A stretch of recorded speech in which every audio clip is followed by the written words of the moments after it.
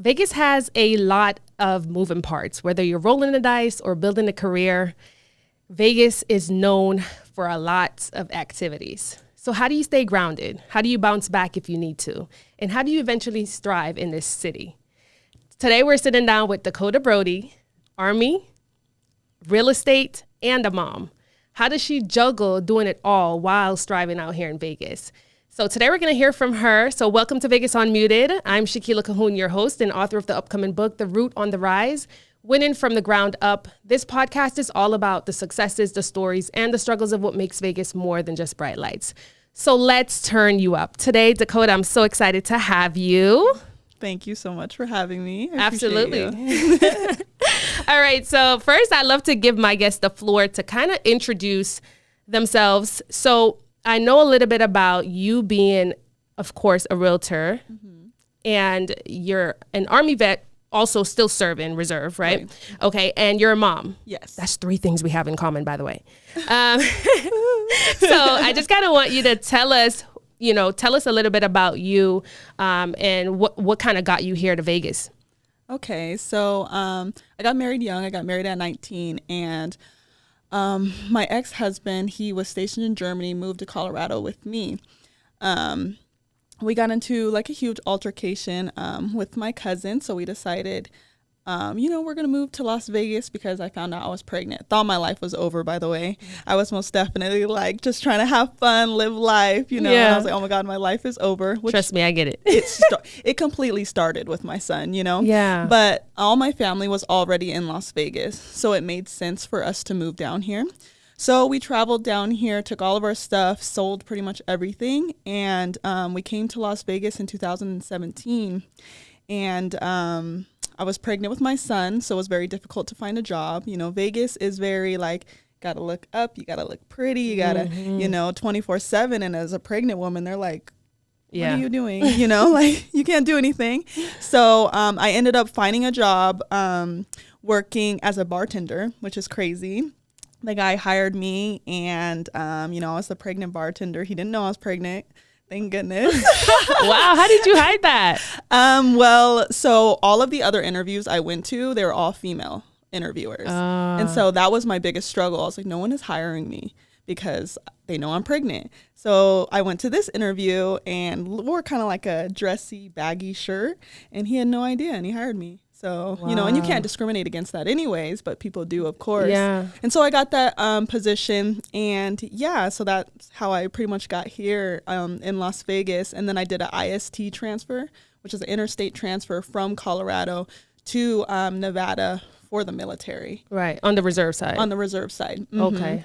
And then I was like, okay, I want to go back active duty, with the military. And so I applied for some positions. They went to other people. And then finally, one of the girls was leaving and they were like, no, put Brodie in the position. Like, she's got it. And so they did. And then I went full-time military.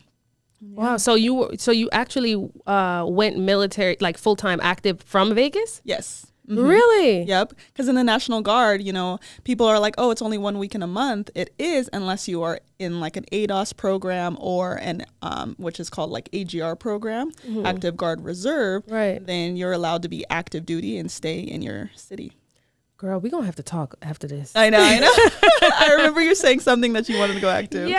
Yes. Like, it's crazy. I mean, I think it's one of those things when you get out, you're like, for me, I was like, and I've talked to a lot of people and it's the same thing. Like, I want to go back. Yeah. Like, you don't know what to do. It's like, you know what I mean? So I had that experience. Okay. So I did not know that you actually went active from Vegas. I thought you were, okay. Yeah. That's pretty I was actually active in Colorado before I left. And because I got pregnant, then I told them, hey, I'm moving. Just move me to Nevada. And they were like, okay, that's fine. We'll do that. Wow.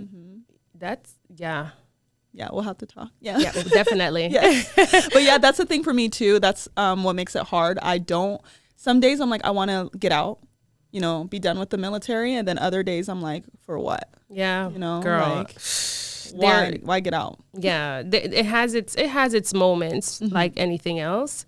But I know there's so much benefits and it's just like, you're part of this thing. I think that's what I missed the most. I was like, I'm a part of this thing and now I'm not a part of this thing. So you know what I mean? Yeah. So. And the people, those are my family. Yeah. Like every single person in the military, like that's my family. We'll travel to different schools and like instantly we click. You tell me you're in the military, we talk about some stuff, instantly we click. Like just that, like us, we clicked, you know? Yep. And it's because we kind of all have the same mindset in a way, you know, and they kind of trained us to do so. Yeah. But I don't know. I just love the different dynamic that we all share.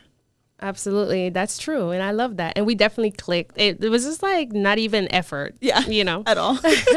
So let's backpedal a little bit because, okay, now that's how you got to Vegas in the military and all that. Yes. Let's go back a little bit to the Dakota that grew up being one of the only Black kids in an environment. Like, what was that experience? Because I know we talked a little bit about certain things, and growing up in Jamaica, I just see Black kids everywhere. So, you know, so I'm like, okay, what was that like, and how did you, you know, maneuver? Ooh, that question. So originally I'm from Grand Junction, Colorado, small town. You drive through it, you're seeing Confederate flags everywhere, right? Oh my gosh. When I lived there, so I moved there actually from Rock Springs, Wyoming, which also is majority white as well. Yeah. So, but my stepdad was in the oil field, or my dad, I should say, was in the oil field. So we moved a lot. So we moved from Rock Springs, and then we went to Grand Junction, Colorado.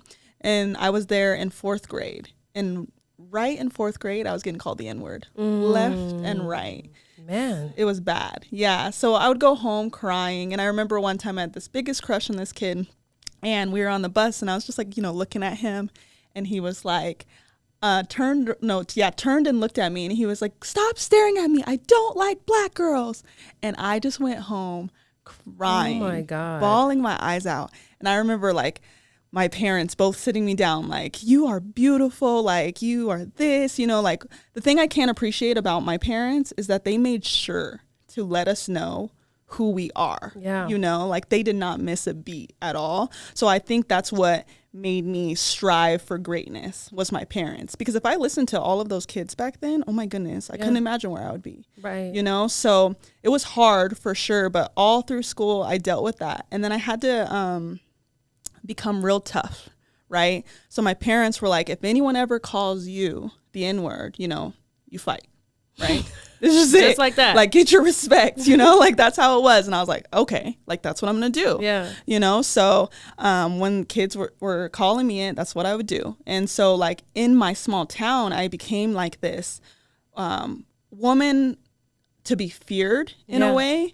But I was I in high school and in middle school, I was basketball, volleyball, and track, and I was good at it. And then when high school came, I was team captain of all three, you know, and so I was very popular. Go-getter. Yeah, I was a go-getter. For sure. I had to be, though. Yeah. In my head, I was like, I'm going to prove every single one of these people wrong. And it wasn't just the kids.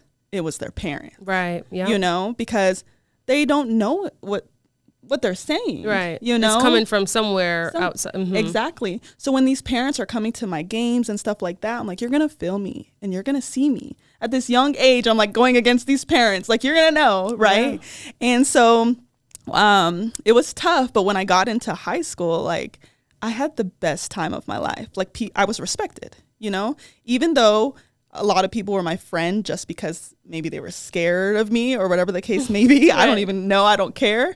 I enjoyed it. You know, we were doing bonfires, parties. I threw some of the best parties out there. I was just a fun, you know, girl. I just wanted everyone to have a good time. Yeah. And then also it was like I became a bully to the bullies, right? I remember one time this, one of my friends, one of my guy friends, he called this girl fat. And she was like crying. I was like, what's going on? She told me. I went straight up to him, slapped him so hard in the face. And I'll never forget it. And she never forgets it to this day. She messages me. And I'm like, you know, like for me, I'm like, I don't care. You can do something to me. I have the power to fight back, right? I have the strength to fight back. I have the mental capacity to fight back at this time, right? Right. But somebody else who can't, to me, I don't know. Yeah. It's just not fair to them. So I felt like I had to be a person. protector. Yeah. 100%. Yeah. And then I played the clarinet too. Sure. Yeah. I played the clarinet. I was in band. So I was like part of, I still have my, in-group nerdy friends too. Yeah, I love them to death. And I was good at school. So like I was well-rounded. I was just about to use that word. Yeah. And so, I don't know. I guess I used it for my superpower. I don't know. Yeah. To keep them away. Exactly. Yeah. It was tough. I can't imagine. Yeah. Honestly. But then moving, like I was telling you, moving from Grand Junction to from Colorado to Las Vegas, it was a culture shock for me because I was like, this is a lot of Black people. This is a lot of Mexican people. This is a lot of like Asian people. This is a lot of everything, right? For me, I was not used to that. Yeah. I was not at all. I was just used to seeing white and maybe few Mexicans, a few Blacks, like here and there. So to come to Vegas, I was like, I'm completely out of my element. And even my sisters were like, why do you act like that? And I'm like, act like what? Like you're better than everybody. And I'm like, I'm acting like that? It was like a slap in my face. And I was just like, I had to like sit with myself and I'm like, am I acting better? Because I was raised differently than how my sisters were raised because they moved to Las Vegas and went to high school out here. So for me, when they said it, I was just like, how am I acting? Yeah. I had to like I said, sit with myself. Didn't understand it. Yeah. You realize how there's such a huge difference in how the experience of, even from back then, middle school, high school, because like we talked about a little bit is like, we had colorism in Jamaica, but not so much of the racism thing. And so it was here and there, you know what I mean? So, but for you had to like armor up. You're like, listen, and mom and dad gave you the approval. Right. Like, listen, if you better protect you, right? So I can imagine them being shocked at how you grew into that as you got older, because now I carry myself a certain way because of what I had to endure and what I had to protect, because of where I was raised. And I don't know, like I find, and we talked about it our first meet too, because sometimes it's not that I'm uncomfortable around anybody, really, white people, whatever, but it is a thing where, I talked about this on my first podcast, it is a thing where sometimes you navigate towards like, okay, I see a sister over there, that's my sister, and you're like, okay, in that field. But like you were saying, for you, it's more like, no, like I'm used to the opposite. Completely. Yeah. When I walk into a room and it's like majority like white people or whatever, I'm like, I'm comfortable. Wow. Crazy. That's such a, like, that to me is such a difference in like, and you don't come across that a lot. You know what I mean? With anybody, yeah. I'm just like, wow. Yeah. And, I'm all about, diversity in my people 100%. So when I am, in a space where it's majority like Black people or whatever, I'm very much like, oh, these are my people. Like I feel comfortable, but I don't know what it is. I feel more comfortable around white people or in white establishments. Wow. I definitely think it has to play into being where you were back then and having to, kind of 100%. Like be a chameleon, basically. Yeah, exactly. Like I didn't see, as I got older, I didn't see myself as different. And if anyone tried to make me feel different, I would, take control of the room. Like get to it. This is who I am. Yeah, right. I'm a Black woman, but I belong here. Yeah. You know what I mean? So when even out here in Vegas, when I go to events and, I'll bring like friends with me and they'll be like, girl, like, is this, do you feel comfortable here? And I'm like, yeah, what's wrong? I'm like, what's the problem? Like, I have no idea. Like, I'm so clueless. And they're like, you didn't just feel that? You didn't just see that? And I'm like, no. See and feel what? Like what they would see and feel, which is that tension of, oh my God, there's a lot of. Yeah, like they shouldn't be here type of feeling. Because, that still happens in today's time. Yeah, for sure.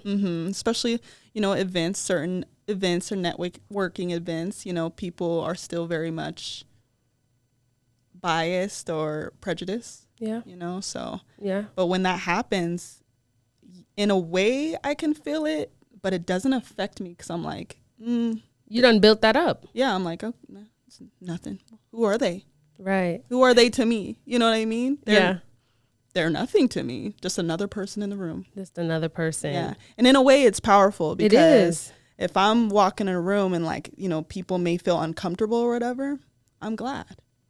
Like I feel empowered like that. I'm making you this uncomfortable. That's a sad situation for you. Because then ultimately you're allowing someone else to have control of your emotions. Exactly. So that is powerful. And I refuse, especially now. I refuse. Especially now, you want to elaborate? What's going on now? Especially now, tell us.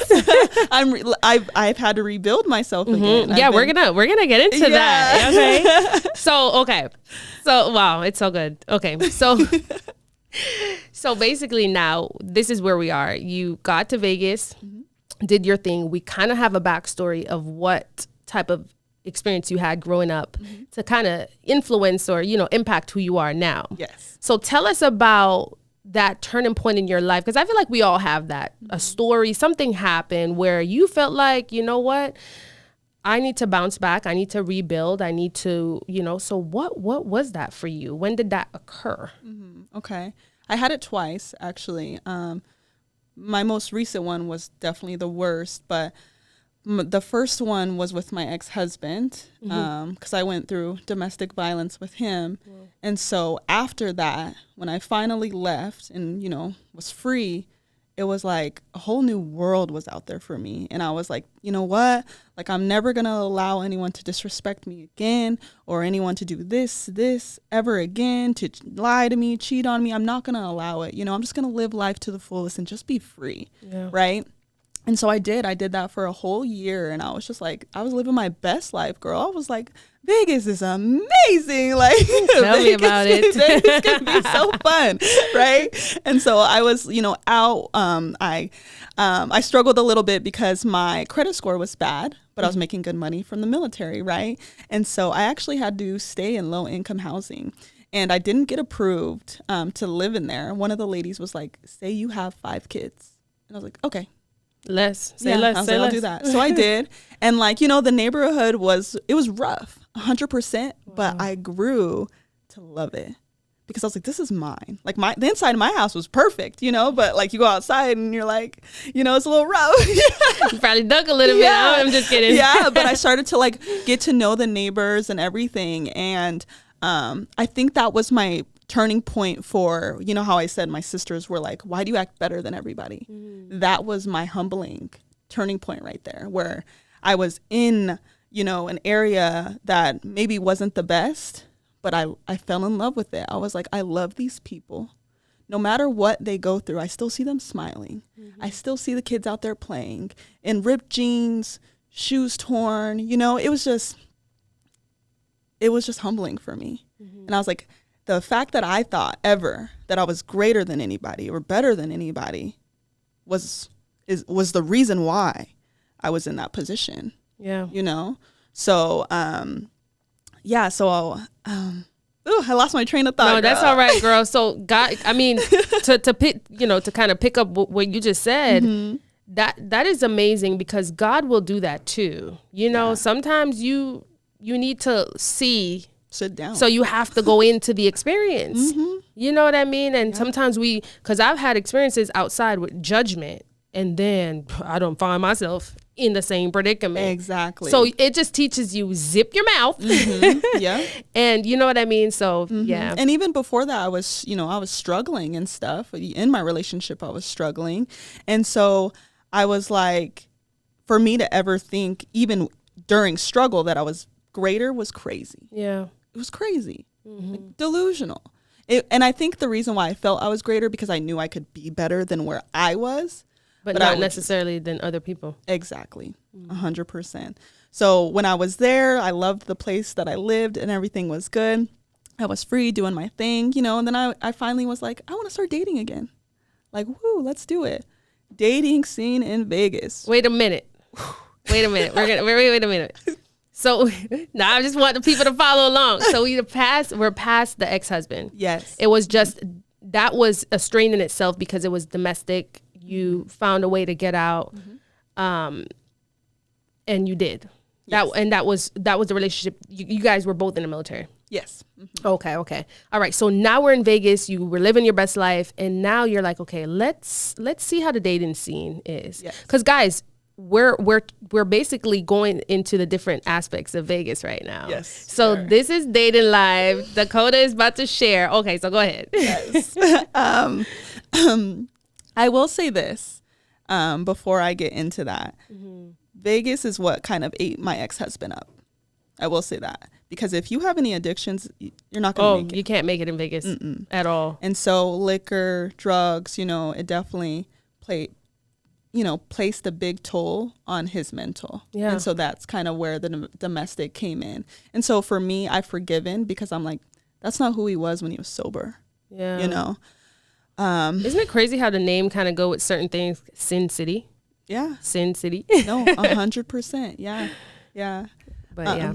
So anyways, yeah. So I started the dating scene. Uh-huh. Oh my goodness. It's very interesting. I was on some dating apps and everything. And then I was like. What kind of apps, if you don't mind? So I've tried Tinder, Hinge, and I did Bumble. Okay. And then I went into the sugar daddy lifestyle.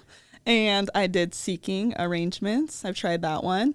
And I will say this. Because I was in that era where I was like, I want to do it all.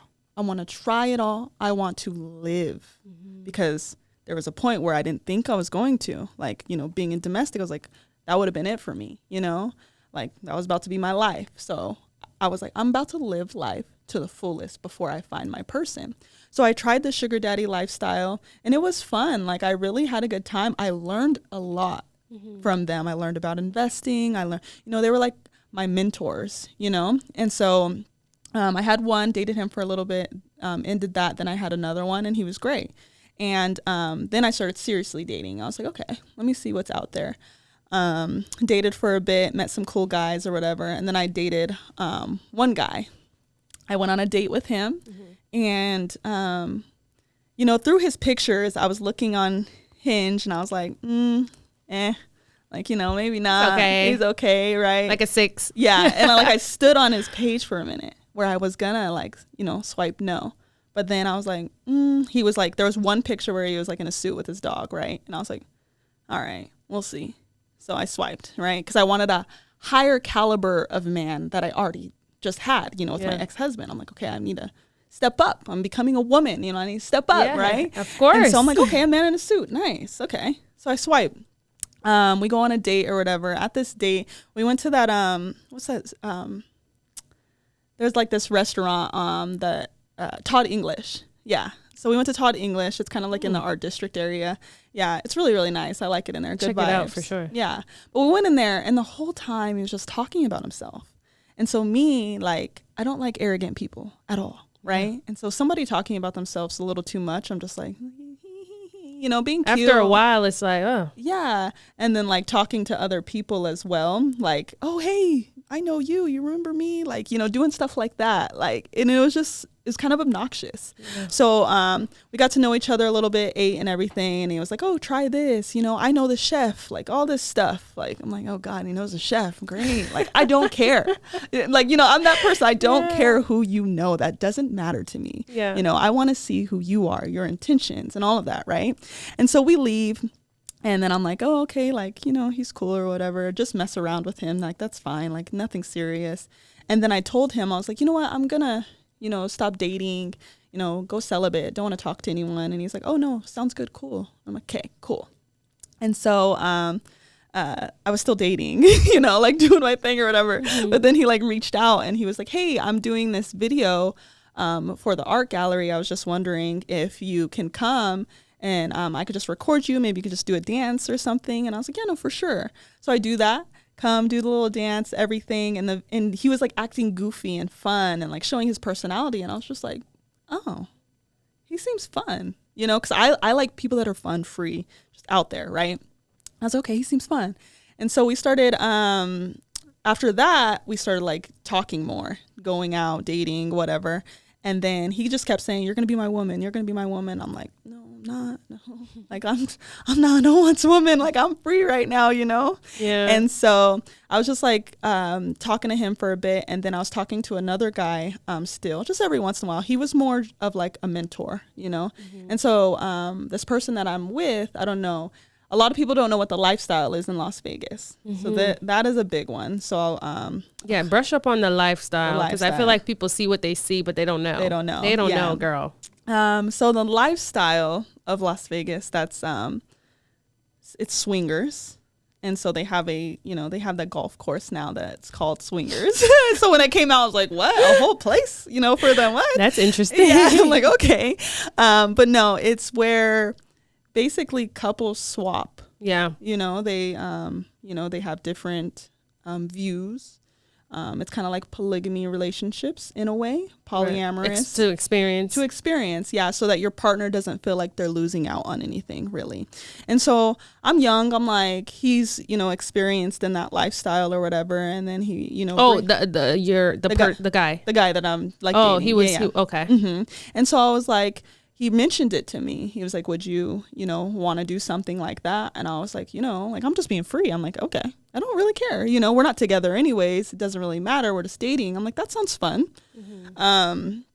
So I mentioned it to the other guy, and he was like, he's like, majority of those people that are in the lifestyle, he goes, they're no good. Like you, he goes, some people have fun and some people are down for it. But he's like, you're just meeting this guy. He goes, I just don't think it's good for you. Yeah. And then this person was like this person we're talking, like your mentor. Yeah. He was like a mentor. Yeah. Okay. Mm-hmm. And so, he said that. And I was just like, oh, whatever. Like, you don't know anything, right? And so the mentor, like, stopped. We're just done talking. I'm done taking advice from him, whatever, right? And so I get really in deep with this other guy. And so we're trying out the lifestyle stuff. And, at first it's fun. Like, I'm having fun. I'm like, okay, this is kind of cool. And then stuff started happening outside of the relationship, right? Because now we're like, okay, let's be together, right? He's like, you're going to be my woman. You're going to be my woman. I'm like, okay. Like, fine, And I get home, I'm like, damn, I don't want to be anyone's woman, really. Oh, sorry. No, you're fine. Yeah. So, so I become his woman and everything. And, I'm spending a lot of time with him, going over there, meeting his kids. He met my son. Everything's going good.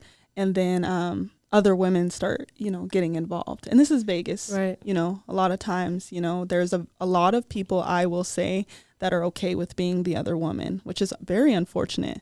Absolutely. Yeah, it's sad. It's not only sad for us that are trying to be, good women, loyal women or whatever, but it's also sad for them that you have that low self-esteem. Yeah, that it's okay for you to be the other woman. I just don't understand it.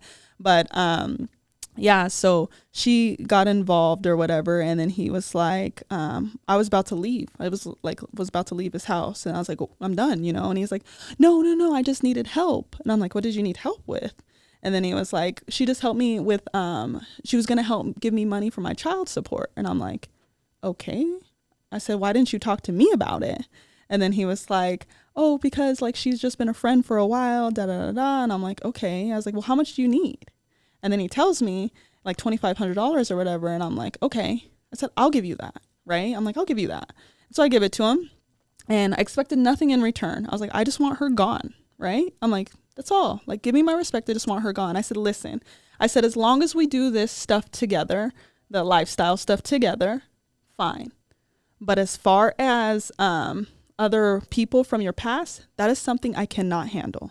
I said, I refuse anyone from the past. Right? And so, and it's important that I say this specifically, because as you get further in the story, you're going to be like, all you wanted was that, Wow, yeah. And so we go on into the relationship or whatever, and there's still same person, same women, all coming in, all these women from the past, always, right? I think the real turning point was when I went to Bali. I was actually, we found out I was pregnant.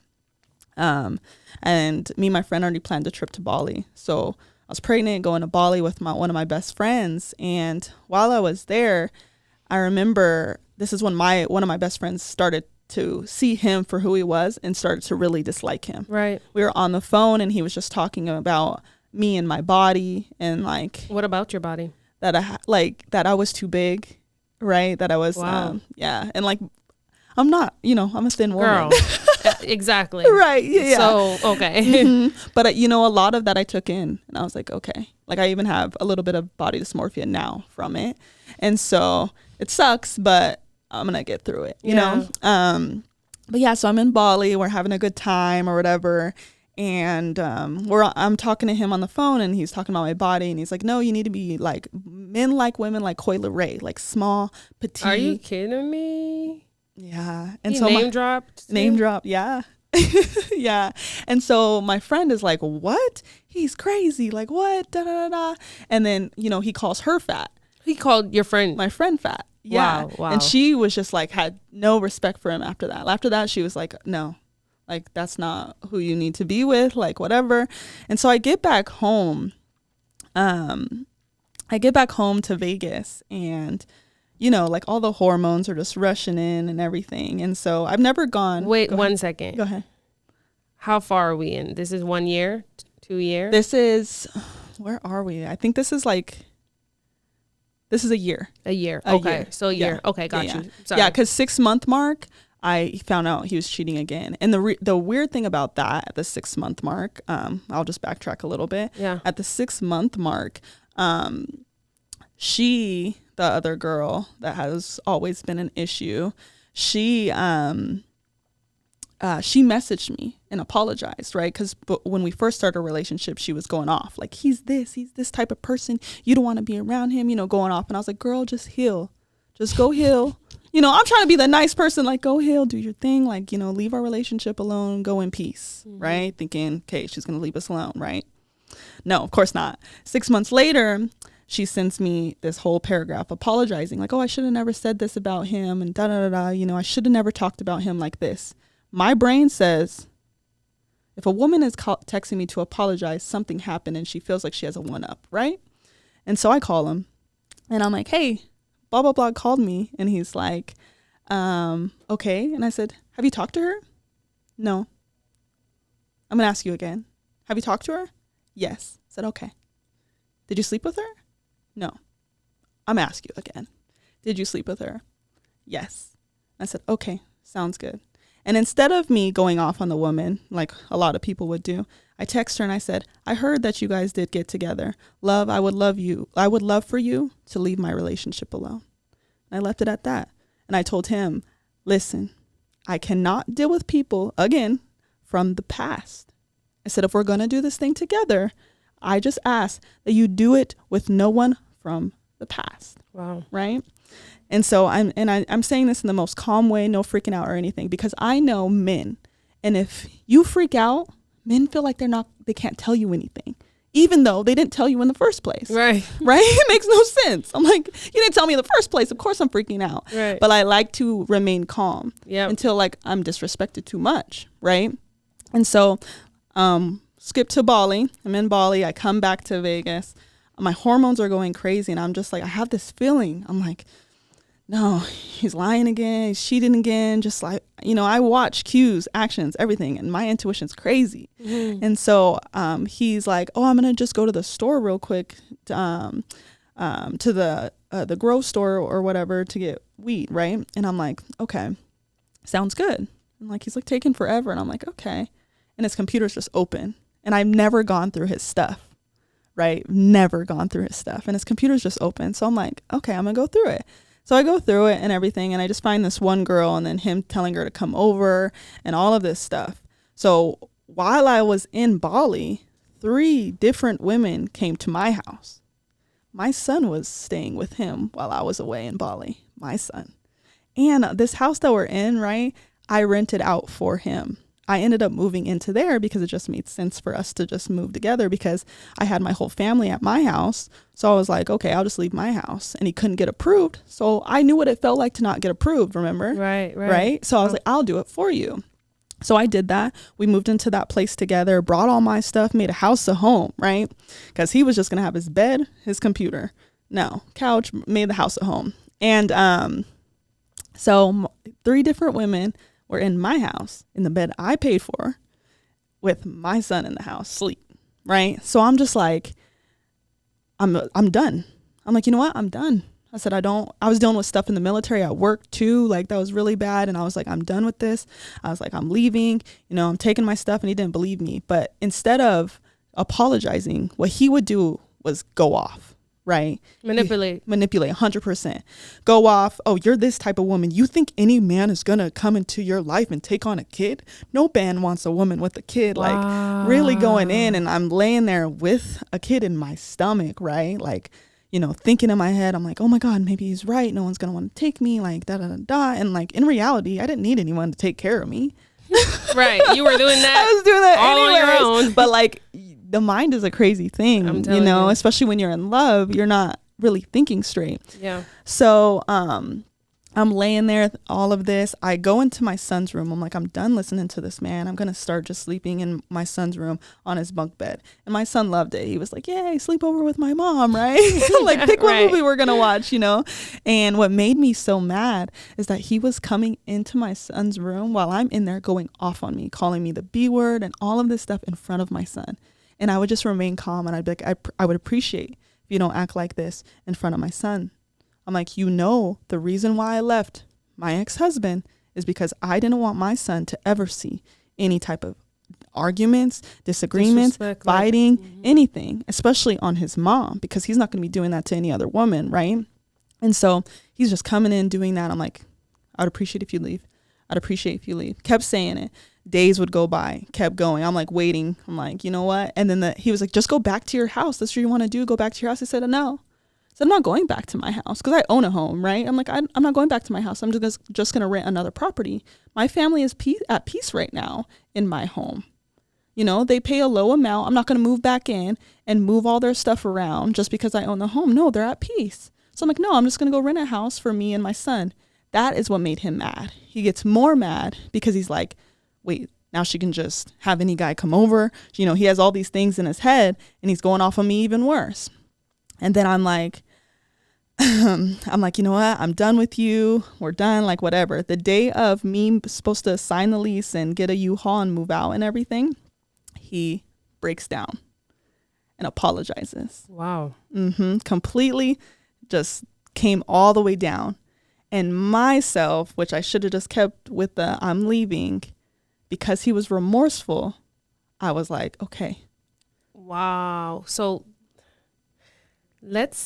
so basically the buildup was so, okay, you're this, you're that. I don't go back here, do this, do that. But it wasn't until you were like, action is in place. I'm about to do this for real. Complete manipulation. Yeah. Like everything. Because fell. that's all you wanted the entire time. All I wanted was an apology. Remorse to Yes. say, I messed up. I still want this. But instead it's, oh my God, like that's like a gaslighting / oh my goodness. Yeah. And so now you're in this space where you're like, you finally got what you wanted just on the brink of like going through the doors. And so what happens? So I'm in the room. Well, no, first he's like, I'm in my son's room and he's like, can I talk to you? And I'm like, okay, because this is different than the yelling, the cussing, everything, right? Can I talk to you? All right.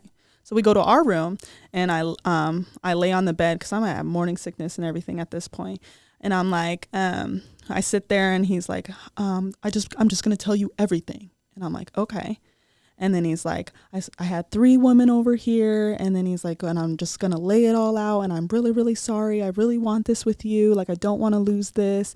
We've, we have something going. We're working hard towards something. Like, do you really want to break up our family? Like, what about the kids? All of this stuff. And I'm like, no, I don't. Like, I don't. And then I told him, I was like, okay.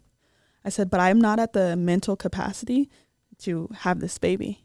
And then he's like, why? And I'm like, I'm not. I was like, honestly, this isn't going good with us already.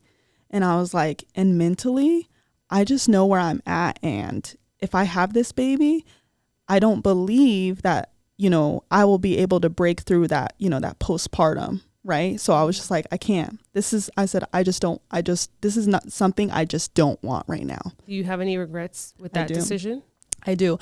And not because I don't. The thing I don't regret is doing that because it was his kid, you know, like I'm just like, thank goodness, because I'm not stuck, right? I'm not stuck. But I do have regrets of that decision because nobody wants to go through that, you know? And like, I remember after I did it, I just went home and I laid down and I was depressed. And that was the start of my depression, right? It's okay. Oh, God dang it. It's all right. Okay. It's all right. Yeah, that was the start of my depression. My anxiety got crazy. That was the flip for me, for sure. Making that decision. Yeah. Because like deep down, I'm like, oh, that was the right thing, right? But then there's that big piece of me. I'm like, oh man, you did something. Yeah, I did something huge, right? Trust me, yeah. Yeah. So, geez. It's okay. Man, I don't even. Oh, you're good. You're good. Oh. Yeah. So, I go home. You know, I was laying down a lot. I was sleeping a lot. I remember for his, he had a YouTube channel, right, for his business, and he asked me to build him a logo. And I was still military at this time, active, and I was selling real estate, right? And I told him, focus on your business. I said, build your business. I'll take care of the finances, you know, because I'm, you know, I have a salary job and I'm selling real estate. And if I sold 60 deals that year and he sold 5.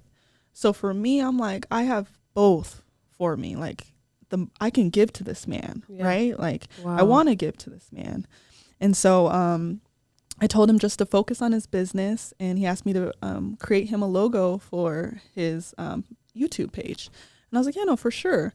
So I created him a logo, and then I started playing with the logo, and then I put at the bottom, you know, blah, blah, blah group, right? And put the group name, and I was like, you know, we should just join together. And then it's like, really, you think so? And I'm like, yeah, no, it's a great idea. Like, let's just join together. I said, we just use your last name because I'm going to eventually be one anyways. Right? You're thinking future. Right. Yeah. So he's like, okay, yeah, no, let's do it. And so we joined our team and everything together. And it was great at first, but then it started to be control, right?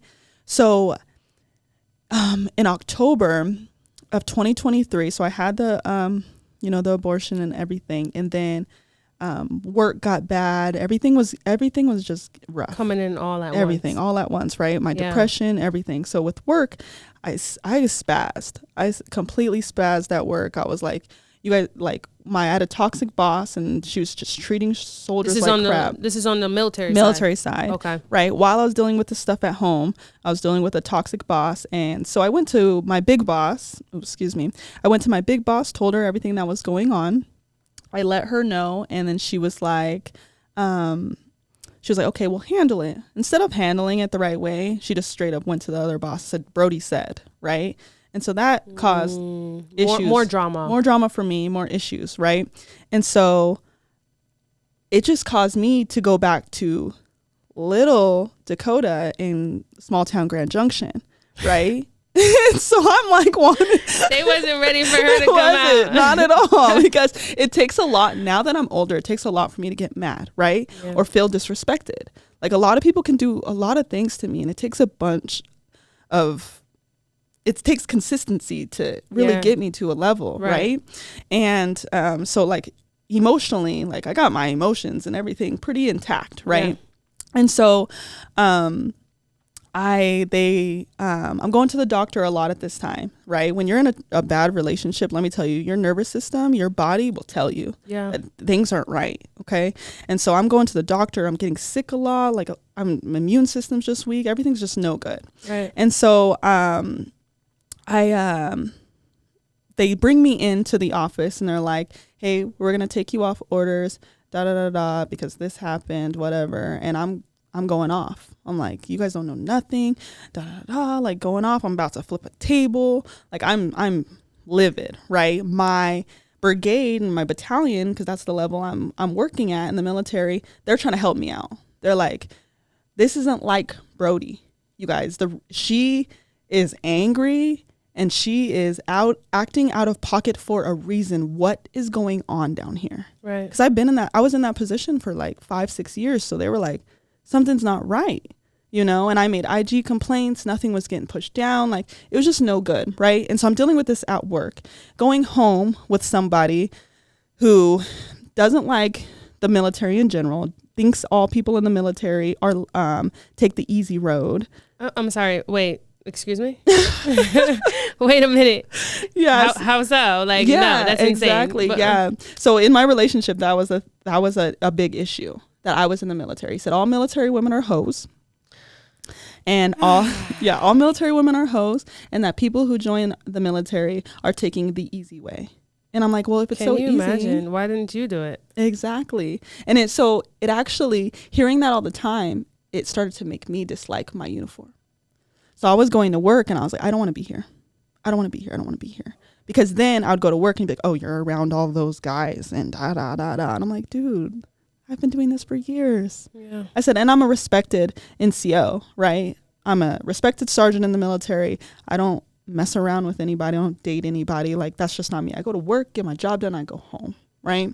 And so, yeah, he was saying all of that all the time. And then for me, it was just like, dang, you have veteran clients. You have people that you work with that are hardworking veterans that have retired after 20 years, have actually fought overseas. And then you say things like that. So every time it was a slap in the face. Such a slap in the face. That's what I was just about to say. Such a slap in the face. Because even I felt offended. I'm like, wait a minute. Yeah. I'm not a... Right. You know? Exactly. Yeah, you're going to feel offended. But all these different things are getting ingrained in my head. But they're not realizing that they're making me weak. Yeah. They're putting me down. This is like a full-fledged setup dealing with a narcissist. I mean, I'm not a psychologist or psychiatrist yet. But I mean, this is crazy manipulation. Yeah. And it was like butterflies and rainbows, like, you know, kind of in the beginning, not necessarily perfect because he was cheating and stuff, right? But like things he would tell me, the way he would, you know, take me out, like certain things that he would do, you know, it felt good because I wasn't getting that in my last relationship because we were young, right? Yeah. So I wasn't getting any of that. So then I was like, oh, this is nice. Yeah. But then so when I really went full force with him, started paying for everything and everything like that, and then joined the team together, for me, it was like, okay, we're going to be this empowering team. Like, I helped this man, you know, through his hard times. I'm going to help build him up. And then, you know, like, I'll be like, you know, that woman that he can just, you know, love to death and, you know, never do wrong and adore. And like, you know, I have all the, you know, this in my head. Girl, you know what's crazy about you saying that is that I've always truly believed that society does a lot to make you or make us think a certain way. Because one of my biggest things is that you have a guy and his character is his character, right? But when we're talking finances or all the things that society says it should be and should look like, it's like there's certain things that can't change, right? You can build somebody up and y'all could get rich, but that character though, how do you know, the wealth building does not take that part away. 100%. It almost doubles what was already going on. Yeah. You know what I mean? No, for sure. So it's crazy because I've had a conversation about that in the past. And it's like, yeah, like if this person was treating you like a queen and they get that money, they're going to double that. But if they weren't really treating you that good and didn't get that money, you know what I mean? No, for sure. It's a good thing that you mentioned that because some people don't realize it because you're thinking the opposite. No, for sure. Yeah. We're going to be good. We're going to have money now, like enough. We're going to travel. We're going to. Yeah. And then that, you know what I mean? So. Yeah. And that was the thing too. It wasn't just experiences as far as money, helping him with the house and stuff like that. It was also experiences for traveling, like his kids. When they would come down, I remember that one summer they came down here to Vegas. And I was like, I went on Turo, and he wanted this like Escalade ESV, right? He was like, his kids? No, he did. Oh. Yeah, he's like always talked about that. So I was like, let's get one to test drive. We'll go out to California. I'll get an Airbnb for the kids with the pool in the back. We'll have fun. It'll be a good summer. We'll go to Knott's Berry Farm, do all of this stuff, right? Paying on my dime. I'm like, I just want the kids to love me. I want him to love me. I want to give these kids a great experience, and half of his family is Jehovah's Witness. So they don't celebrate, birthdays and stuff like that. Right? Yeah. So I wanted to make sure that they have that, because I know my son gets it. And, I treated them just like my son. If my son got it, they got it. So that summer I was like, let's take them out and like, let's have fun. And we had a great time. They went to the beach for the first time. He's never really traveled like that either, so he had a good time. And then another time we went on a cruise, took him on a cruise to the Bahamas. We went to Miami. That was a good time. And so it wasn't that I was just giving experience as far as, like, let me help you out with this bill or whatever. It was more so, like life. Yeah. And then too, like life. And then remember, we're in the lifestyle. So I'm also giving my body. Oh my gosh. Right. I'm giving, yeah, like you're fully invested. 100%. Like you're saying, I'm here for you in every aspect. And you know why? Because he made sure to say all the time, men like submissive women, right? That word in Black women, I don't know. We're going to talk about it, but go ahead. Yeah, he would say it all the time. And then he would always try to tell me, because you're in the military, you're so masculine. And I'm like, what? What is so masculine? So I kept How are you masculine when you're holding it down in so many ways? Right. And still trying to appease you. Yeah. In that way. Trying to hold it down, right? And, like, as in the lifestyle, like a man like that, they, they have these different fantasies or whatever. And, like, I remember he messed with me 2 times. Like we did like a threesome or whatever, and I'm getting real deep, you guys. Sorry. No, don't be so. Listen, it's Vegas Unmuted for a reason. It's okay. Right. This is a Vegas. This is how we go through the city. We get through it, and we still building because you know what? It is what it is. Mm-hmm. But yeah, no, he wanted to have like a threesome, right? And so I was like, okay, like no problem. I said, let's find a girl, like whatever, okay. So we're looking for a girl. That's why they call them unicorns. They're hard to find, right? He was like, I can find somebody. And I'm like, okay, cool. Like, I said, as long as it's no one from the past, right? He's like, okay, no problem. Tell me why. It's somebody from the past. Someone from the past. But tell me why he told her to act like they didn't know each other. Wow. So he's trying to play you for a fool after you basically are so already willing. Yep. And we did it with her, that one, 4 times. Wow. And all while you're not knowing. And then we did it again with another girl that was also from the past. And then when he got mad at me one time, we got into a huge argument. I was like, I'm tired of this. I'm done. Like, whatever. He was like, that's why this person is my side chick. That's why this person I knew her years ago. We've been getting together since. And I'm like, and I'm just taking all this in like, no way. And I was like, are you kidding me? I said, I'm letting you do something. I'm like literally giving you my body. Like, let's have fun. Thinking we're having a good time. Whole time, you and another woman are playing me. How is that a thing, right? I'm like, and so my self-esteem is just boom, just going down. I'm just like, I can't believe this is happening to me, right? I'm just like, I'm giving to this man and everything. But anyways, as we fast forward to the military stuff happened, right? This is October 2023. Okay. And so we're in October 2023. I get off orders. I'm like, I'm off. There's another position that came up that I was supposed to take, right? They were just going to move me over there. They call me and they're like, hey, Sergeant Brodie, do you want to take this position? It's all yours. I just look at him on the phone while I'm on the phone. And then he's like, I got us. Like, you don't have to. I got us. And I'm like, okay. Because he knows like what I was going through in the military, right? And so I tell them, no, I'm not going to take the position. They're like, what? I'm like, I'm okay. Done.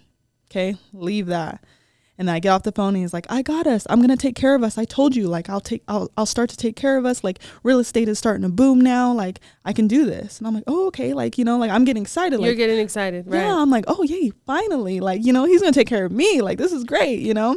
And so real estate starts to boom, but the team aspect starts to change, right? It's his. Everything is his.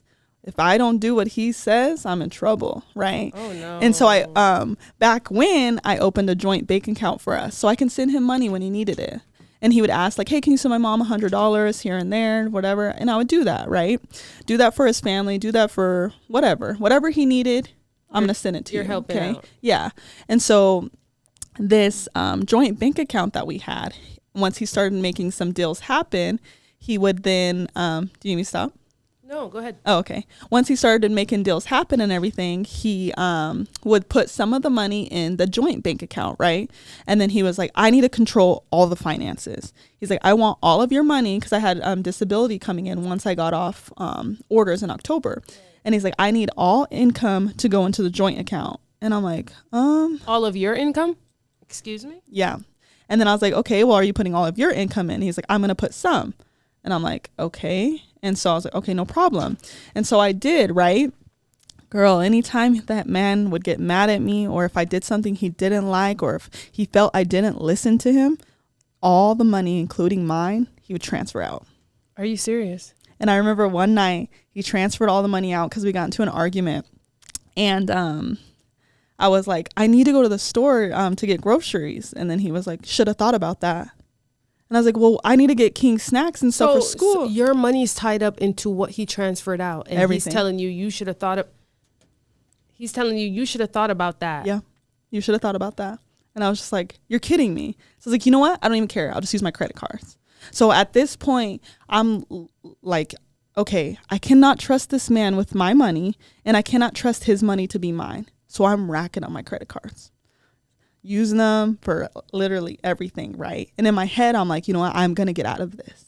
I'm going to close some deals and I'm going to get out of this because I'm depressed. I'm like sleeping a lot. He would even say like, all you do is sleep. I'm like, well, I'm depressed, you know, and I'm still going out and trying to help him with videos. Meanwhile, when I'm not helping him with videos, he's helping or he's doing it with the other girl that's been an issue, right? And so I'm just like, I'm seeing all this happen in front of me and I'm just like, holy crap, like what is happening? It felt like a dream, like, you know, like now we're in my house. We moved from that other house. The lease was up. We're in my house that I own. You went back to went back to the house that I own because my little sister ended up moving to Oklahoma. Got you. So we moved into my house. And I'm just like, so we're living in there and everything. And then I get diagnosed with major depressive disorder and anxiety, right? Wow. So my doctor puts me on Wellbutrin and Zoloft. Okay. Yeah. And Zoloft. Yeah, I know. It's bad. And so I get on it and it felt good. It was helping.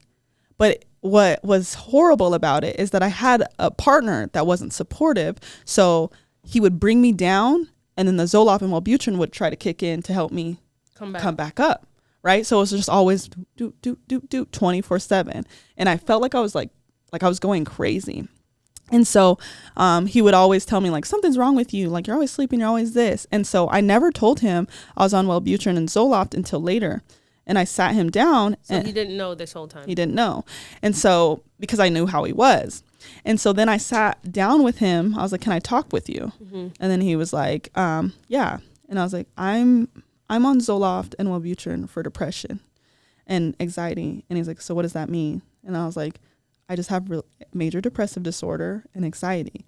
And I like tried to explain to him, I'm like, certain things, you know, cause my anxiety to be worse. I said, when you talk to me like this causes my depression to be worse. You know, letting him know like certain things that he says really takes a toll on me because I love him full force, right? I'm like, I want to be submissive. Whatever you say, I want it to go. Like, you know, like that's just almost like you're in this zone where it's just all about him now and satisfying and pleasing him. Mm-hmm. Yeah. I mean, it even came to the point where he would complain like, you're always spending time with your family. Like, I never get your time. And I'm like, wait, what? And my family's like, wait, we never see you. Right. You know? Who's lying? Yeah. Yeah. And so I tell him that I'm on it.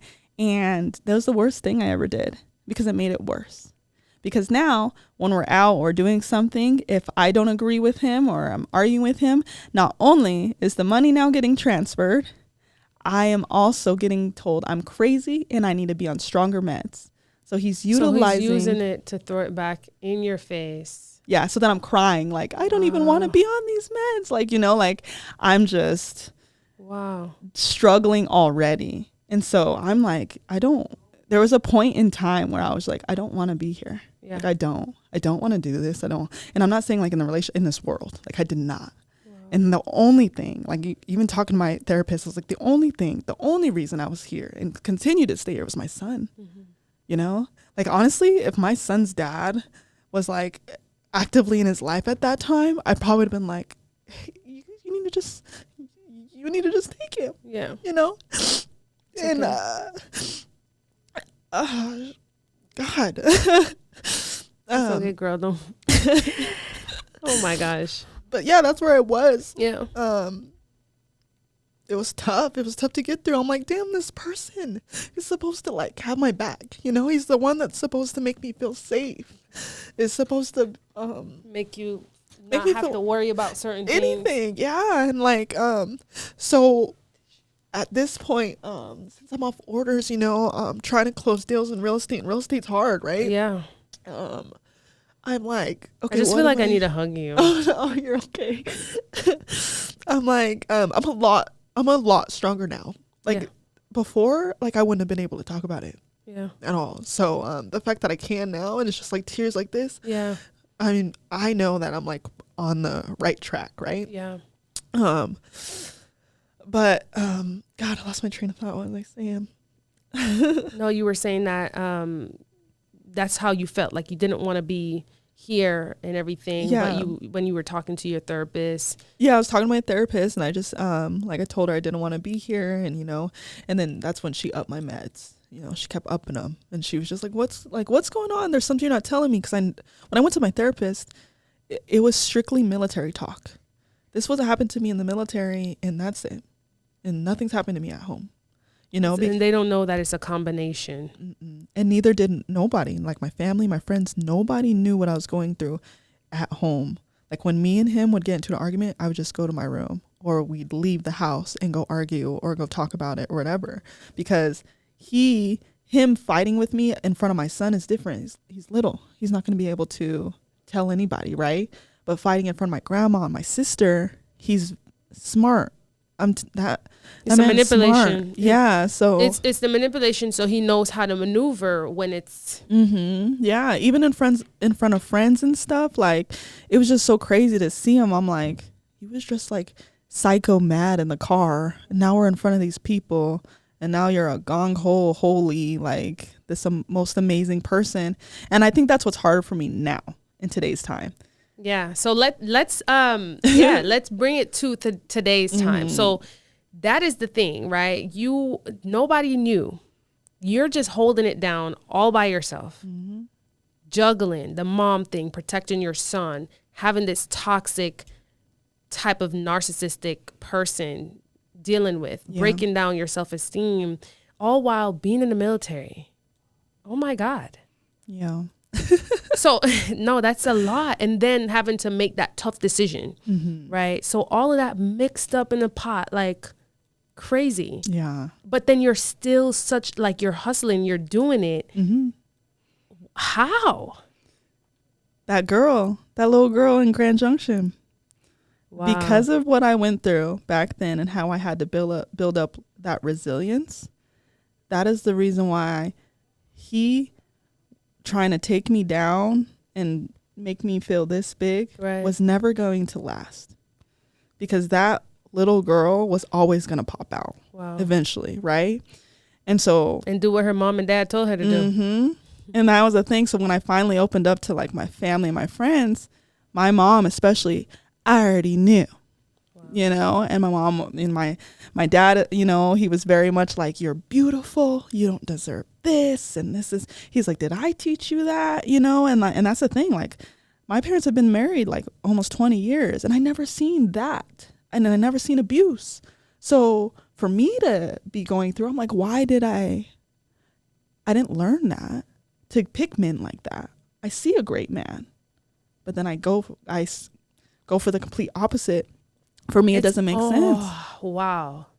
That is such a good, that's such a good, I guess, thing to look at, because I think I didn't see what you saw, but it's crazy because my situation is, I love my dad, was never physically abusive, but that mental, that mouth, that verbal abuse, you know, say anything, belittle, like, you know, I'll hear stories, right?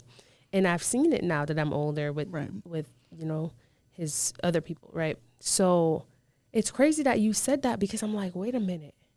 I didn't see the 20 years of real, true love.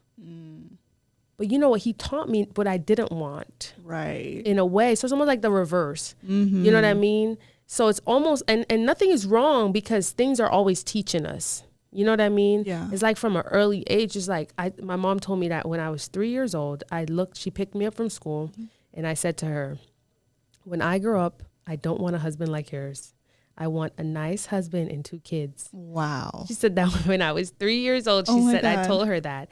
And it's crazy because, I didn't see it. I remember parting them, like bickering, and I'm just in the middle. Like, I remember like having that visual in my head, you know, and it's so interesting that you saw the opposite. Right. But yet it was kind of like that. Why do you think that is? I mean, if you were to say something, I should say. I don't know. You know, it's like that thing where they say like opposites attract, you know? Yeah. And so if I see, you know, my dad being an amazing stepfather to me and my sisters, and then my mom, like, she's getting taken care of, you know, like, he talks to her nice. Even to this day, they disgust me. They act like they just found each other, like, you know, like, they still give you the mushy. Yeah, and I'm just like, what? You know, disgusted. And I see that, and it's beautiful, right? But then for myself, I don't know. I don't know if it's like, I don't know. I really don't know. I wish I did.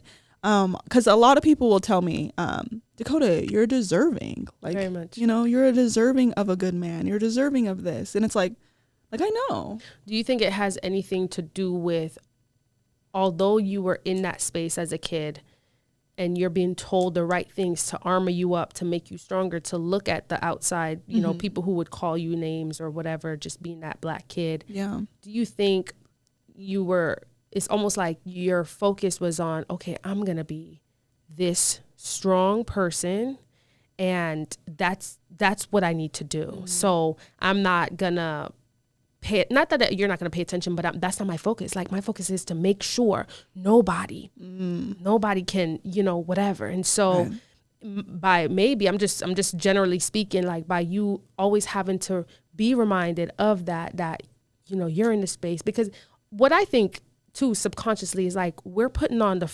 front, the face, but a lot of things is going on in the back. Oh yeah. You know, so even though you're like, I'm going to be strong, I'm going to do this, you might have been a kid that's having thoughts, why do I have to be that way? Or why do I have to think like I have to be so strong and so hard and so like protect, right? Why can't it just be where it's just like everybody just loves you know what I mean? And I think maybe that's why you wanted to give so much of yourself to him, to like say, you know, I'm gonna be that person now. Like, here I am, just love. You know what I mean? Yeah, no. And he manipulated you. Yeah, no, I think you, I think you definitely hit it. And I guess you made me see what I didn't see just now, right? Exactly what you said is exactly how I feel. Like, even when I'm posting on my story, because on my personal page, I post on my story a lot and talk a lot. And I'm just like, why can't everyone just be good, right? Why can't everyone just be nice? Yeah. You know, and I think that's what I struggle with. Because I'm just like, how is it when people just want to be good to others, they get screwed? Mm-hmm. But these powerful, just disrespectful, horrible people end up on top. Yeah. Right? And I see it everywhere. I see it in real estate. I look at some realtors and I'm just like, oh, unethical. How dare you? Right? Yeah. And they're up there, or people praising them and on social media. And I'm just like, you have no idea who this person is. Right. And I can't stand it. And so for me, like how I was back then as a kid, right? Trying to protect people, trying to, be more inclusive with people, and there was a point where, I was like mean, right? There was some times where I would be mean, and then I would have to sit back with myself also and be like, that's not who I am. I'm not changing for anybody. No, I'm not trying to be in the cool crowd if I don't need to be, right? Yeah. And so, I don't know. I think when it comes to relationships and stuff, I try to find the good in people. So for him, I seen the drive, right, with, real estate, and I seen the, him being a dad to his kids. And, he gave me that sob story of my ex-wife took this and that from me. And I'm like, and me in my head, I'm like, this is a black man, right? Like, I need to help him. Because the world's already against him. You see how it comes full circle, though? I just got chills. It came full circle in a way. Because a lot of times we go through life and we're thinking that our childhood might not have anything to do with where we are and how we move through this life, but it has so much. Yep. And that's what my mom says all the time. She's like, everybody needs to do what she likes to call shadow work, right? Look at yourself in the mirror. Why am I this way? Yeah. Who am I? And that's what she tells me all the time. She's like, Pebbles, that's what she calls me, Pebbles. Aww. Pebbles, you need to do shadow work, and like I have been now because I have to. Yeah. In order to heal and get through this, and especially now with real estate, starting my own team, like I got to be strong. I got to be able to push through. No excuses. Absolutely. Right? And a lot of reflection. Well, that's the shadow work. It's reflecting and seeing, where did I go wrong if I did? What could I have learned? Because I feel like that's the first step in anything in the right direction is full accountability. We're never going to be able to control what people do to us. Right. But we can control how we respond, what we take away from it. And for a long time, my past, how I grew up, I was mad at a lot of people. Right. Right. I was upset that it went the way it did. I was upset that I had to be this little girl in Jamaica. I was just upset that my dad, I love my dad. Like, I'm gonna say that again, but like, I'm thinking about, I'm like, my parents weren't together. Right. I'm thinking, well, for a long time, that could have been a thing that bothered me. But then I realized, I can't, there's nothing, you know what I mean? But I started to look at, okay, why am I, you said, your mom said, why am I like this? Or I would say anything out my mouth. I wouldn't care. Yeah. I wouldn't care how it came out, who it hurt, nothing. And so when you start to reflect and you're like, okay, I'm taking full accountability of everything. Right. Because at the end of the day, our choices are ours. Yes. We can't control what someone did, but can we control how we respond and what we do next? Absolutely. Yeah. And I think that's strong. And so to tie it all in, because it's crazy how it came full circle, to see that maybe our past, growing up as kids, 100% have something to do with just who we grow into. It does, yeah. And it's our job. I find it hard when someone's like, well, I was young when I did this. And it's like, okay, but you're not going to be young forever. Right. Or, okay, my dad did this or my mom. But it's okay because you now have a choice in this life. You're past that 12-year-old in the Bible to be like, when you're 12, you're now an adult, take on certain things, right? You have to start reflecting now and starting to change some things. You know what I mean? And so I find it strong when people can do that. And obviously you're on that path. You've done that. You're here now to share this beautiful story with us that honestly, a lot of people are not even brave enough to do. Right? That's power. Because when you hold it all in, not only do you, it's just like I said this quote yesterday to a friend, a tree that bears fruit is not for the tree. The things that you go through and everything is for someone else to learn from and be like, man, like, look how she's still doing it. Because that is an illness. and has nothing to do with you, the person, Right. even the breakdown. You just had to now be strong enough to get out of it, and you did. Yeah. And that's what I'm learning too with all of this is I'm reading, more on narcissism, healing from it, because that's a battle in itself. Yeah. Healing from it. It might be a few years from now until I'm all the way healed, or maybe I'll never heal completely. I don't know, right? I do know it's affected me in every aspect of my life, right? Yeah. And I think for me, what I like to do is, personally, I like to meditate and everything, and then I write in my journal as well. But I think the biggest takeaway from it is, I guess I shouldn't say feel bad, but in a way I do. I feel bad for him. The individual. Right. And the reason being is because it is an illness. They don't know.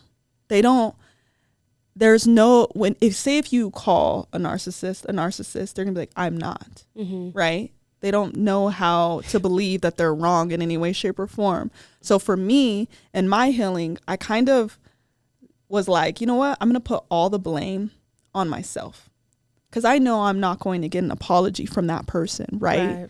And if I sit here and I hope for it and I wait for it, I'm not, because that person already is like, you're the problem. Shouldn't been snooping through my stuff. That's your fault. Like with everything, it was my fault. Like, the reason why we had to do a threesome with someone from the past is because I couldn't find anyone, and it's your fault because you're so picky. It's your fault because it's like, like everything was my fault anyways. So I can now be like, okay, it's all my fault. Take full accountability and forgive myself. Yeah. It's harder to forgive yourself, I think, than it is to forgive other people. But at least now I can do the work to do it, rather than trying to hope and pray and wait for that apology from him. I feel like that's a powerful place to be, because not only do you take the accountability of your part in whatever the circumstances were, but now you're able to be at a place where you can forgive that person, not to ever say we're going to be friends, not to ever say we're going to be nothing, but forgive them in such a form of release. Like, listen, I am fully, in a place where you don't have any power over here at all. And that's beautiful. So I guess we want to, I mean, we could have part 2 because I do a lot. Yeah. But I guess I want to know now, to just kind of tie it all together, like where are you now? And in everything, like you've encountered that. And this wasn't that long ago. We're talking what, less than a year? Wow. 5 months ago. 5 months ago. So that's, that's right there. So we're talking less than 6 months ago, this happened, and it's drastic, right? Where are you now with the rebuild of Dakota Brodie? Like, I'm on the rise, because I see you, girl. I see you, but the people need to hear you. So where are you now with everything, with the military, with you, striving in the real estate game? You have your team now that you're building. Where are you, and what do you want to leave us with? So I am now with the military, put in my promotion packet. So looking to promote, I'm going back to my old unit, which is the engineer company. And so I'll go back as a horizontal construction engineer, which I'm super excited about.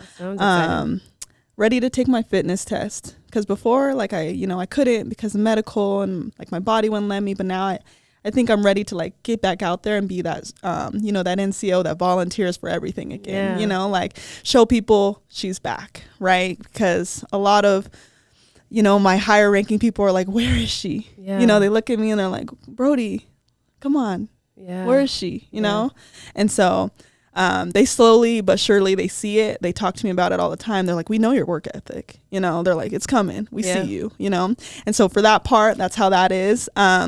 With real estate, like I said, I'm building my team.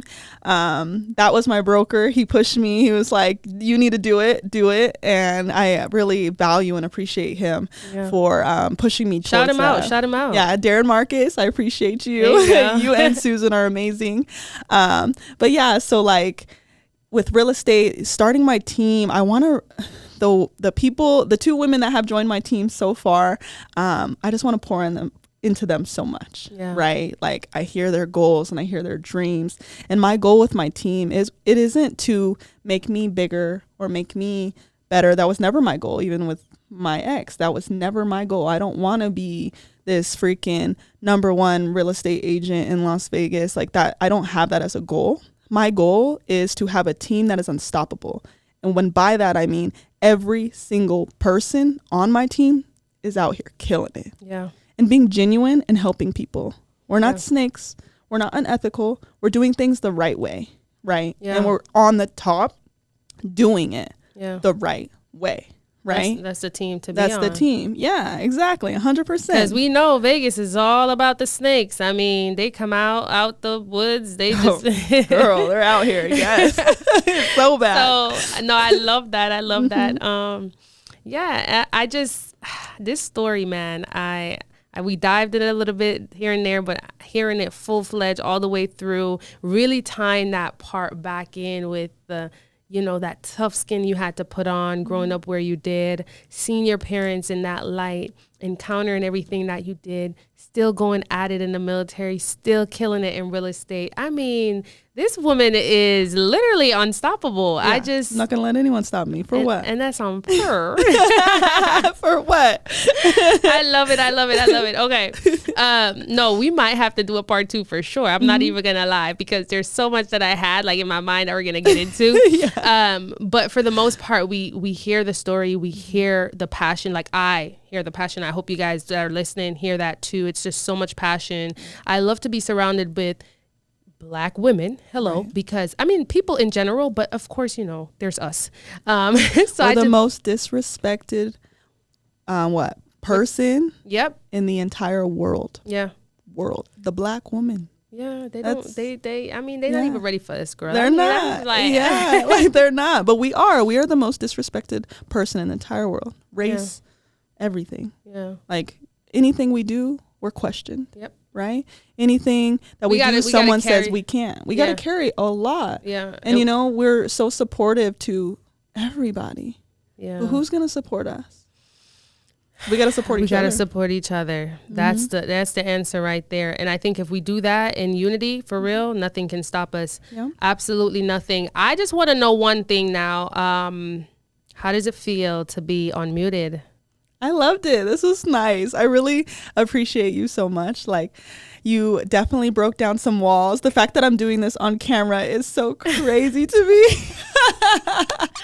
Yes, girl. The cameras are on and rolling. Oh, man, this was such a great episode. I mean, all my episodes, nobody gets jealous, okay? But no, like, this was really beautiful. I loved how we were pretty much like raw. I love your rawness. It's authentic. Let me just, there we go. Yeah, it's authentic. It's just a lot of people, like I said, are not brave enough. And I find that I get the most power when I'm able to be like, this is what it is. You know what I mean? Well, I believe what you're doing is powerful in itself, because my story, somebody else's story can save somebody. Yeah. You know, like I said, there was a time where I was like, I can't do this. I want to give up. Right. But I kept going. And so if somebody hears this story and might be going through it right now, all I hope for them is that they listen to it and they're like, if she can do it, so can I. Amen. You know? Amen. I love that.